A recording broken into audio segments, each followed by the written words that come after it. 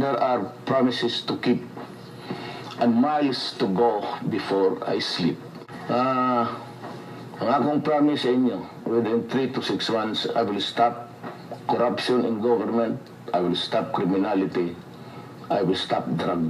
Pero dito sa ubang lugar, ang droga ni sagana sa bukid, ang bayad nila, ang mga baboy o ang mga hayop, ilang kambing, ilang mga baka, muna'y gibayad nga to sa bukid sa mga drugs. Niabot na nga to.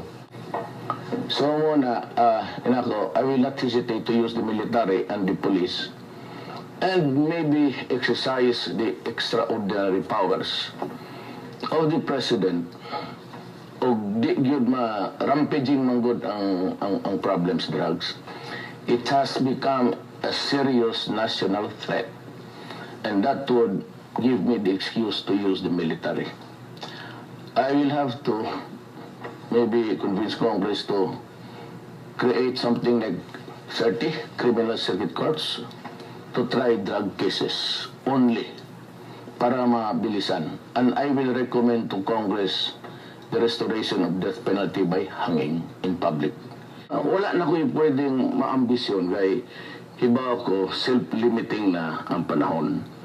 I am on my, whether I like it or not, I am on my sunset days already. So di na ko makaingon, gusto pa kong ma-engineer, gusto pa kong mauna nga, number one nga congressman, time is running out for me.